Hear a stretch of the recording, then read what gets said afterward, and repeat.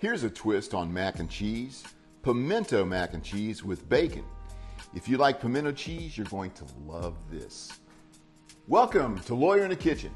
Today we're going to make pimento mac and cheese. This is going to be a great recipe. I love pimento cheese on a lot of things, and I had never even thought about putting this together until I saw this recipe on American's Test Kitchen. And then I found some other recipes for it, and I've kind of made a mix of it. This one's called a little bit more on a southern pimento mac and cheese because we're going to put some bacon in it. We're going to have some chives on top, some panko on top as well.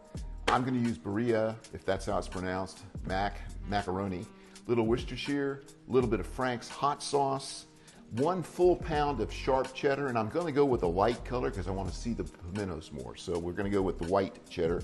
I've got 17, how many ounces? I've got 14 ounces of pimentos.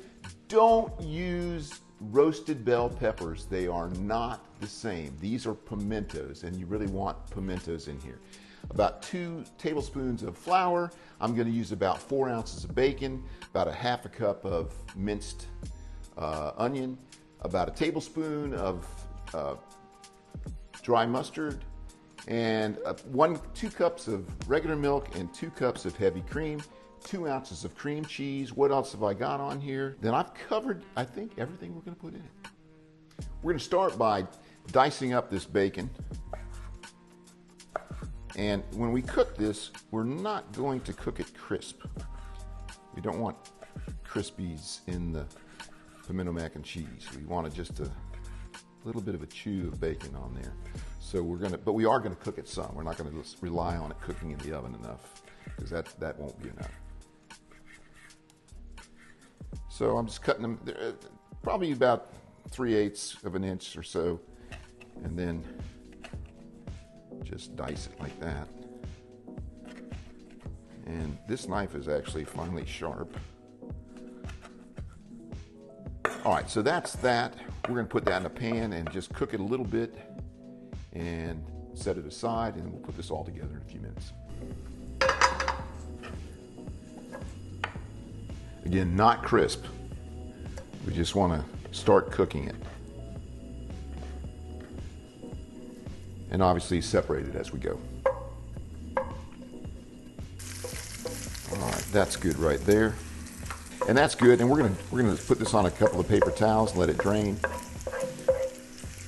And that's fine right there, because it'll cook a little bit more in the oven. All right, we've got about 4 quarts of boiling water. I'm gonna put in about a tablespoon or so of some olive oil, about a tablespoon of salt. The macaroni we're not gonna cook all the way.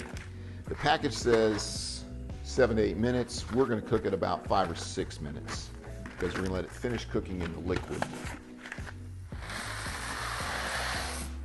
Then we're gonna take this out, drain it, and set it aside, and then prepare our cheese. Cheese and pasta casseroles date back to the 14th century, and they were in an Italian cookbook called Libro de Cucina. And they were also in an English cookbook from the same period. The first modern recipe for mac and cheese dates back to 1769 in England. In the United States, Thomas Jefferson served it to his guests after eating it in Paris. He referred to it as a pie called macaroni.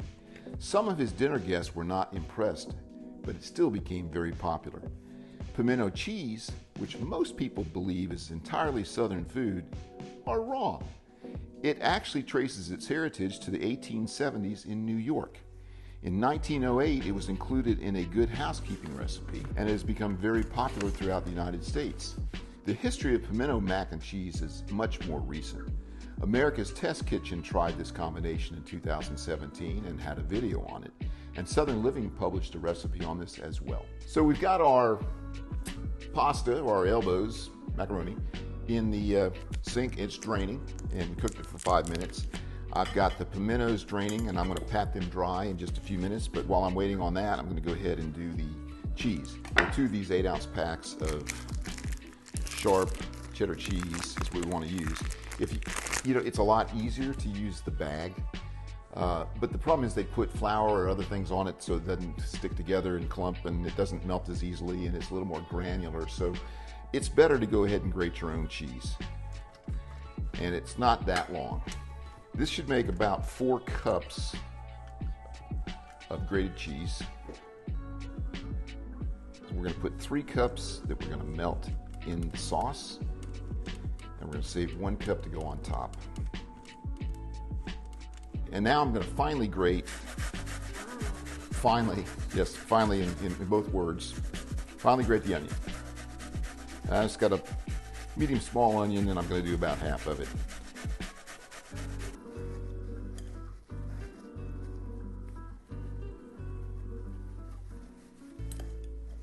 All right, and look at all that juice we got out of there. All right, so now it's time to make our roux.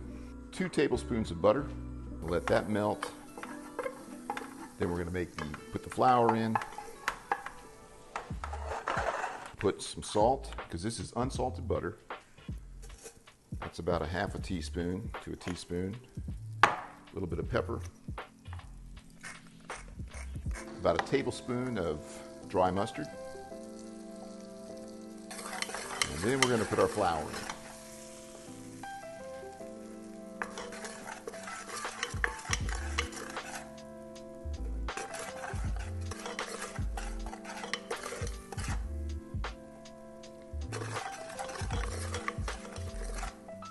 2 cups of milk, which is one of those bottles.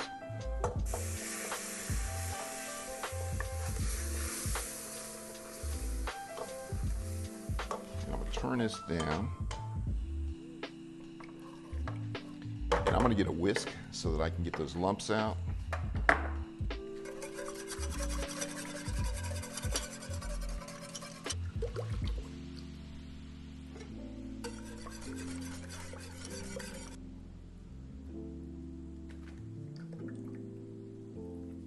Get this nice and warm.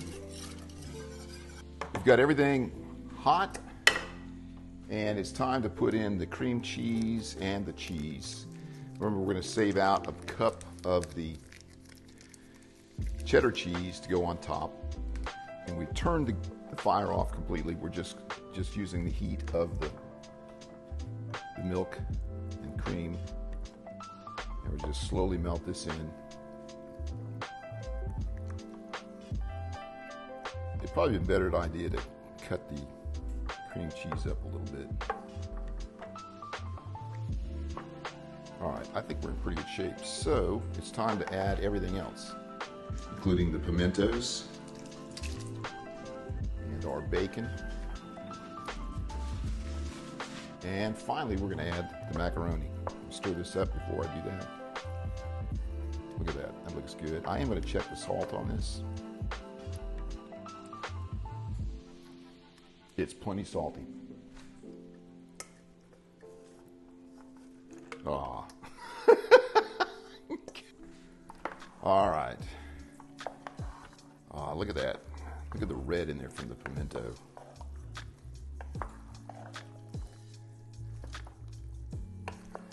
I'm going to stir this till it gets well coated.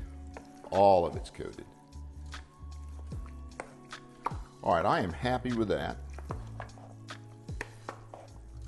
My Frank's hot sauce, 2 tablespoons. That's about that. And I think 1 tablespoon of this, is that what I said? I think that's about right.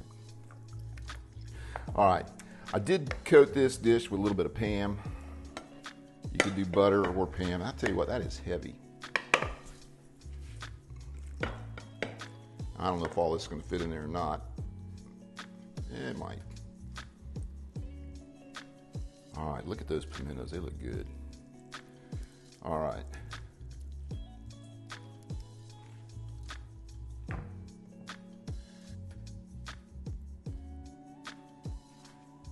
And not a ton of breadcrumbs.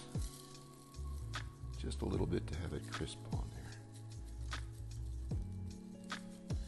All right. Into the oven at 375 for 20 minutes. We've been going more than 20 minutes. I looked at it at 20 minutes, wasn't bubbling on the sides like I wanted it, so I left it in for another 10 minutes, and then just to get a little more brown on top, not too much, I put the broiler on for about 3 to 4 minutes. It's time to pull it out. Ah, that is a heavy pan. Ah, there we go.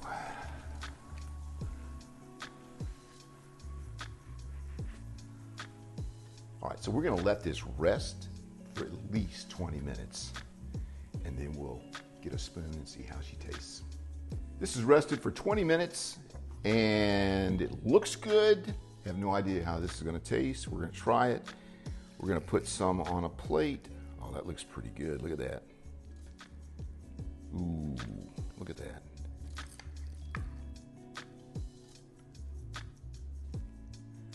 I think that's good right there, and I'm gonna remember the chives.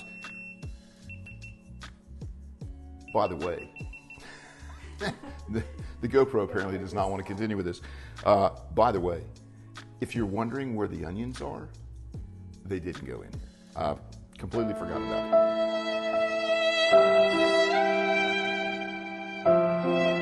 it. This probably would taste better with onions, but we don't have them.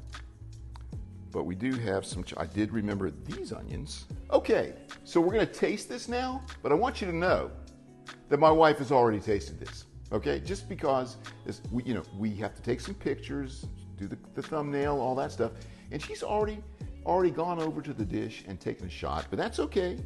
I'm gonna try it now for the first time. And then she's gonna pretend she's trying it for the first time. Oh. Man, I would never have guessed this is that good. Am I wrong? You are not wrong. Come take a taste. Come take your second taste, Mrs. Brooks. It's the first. No, first taste. Yeah, come do that. Yeah, here's her first taste for the second I time. wonder what this tastes like. The first taste, second time. I can't imagine how good this must be. I think it's probably pretty good. Isn't that good? It really is. And you know what? It could use a little more onion. Well, then there's that. But first bite, you go, ooh, pimento. And then you go, oh, Worcestershire sauce. You can taste that. Just Absolutely. There's aroma levels of of it. flavor. There's absolutely levels of flavor in it. yeah, I could eat my weight in this. I think it's tasty. I very can't wait good. to see what Ron thinks of it. My Ron? You're Ron. Oh, Yeah, he's gonna love it. he's going to love it. Listen, if you like this, if you would like and subscribe, that helps our channel. And I'll see you next time on Lawyer in the kitchen.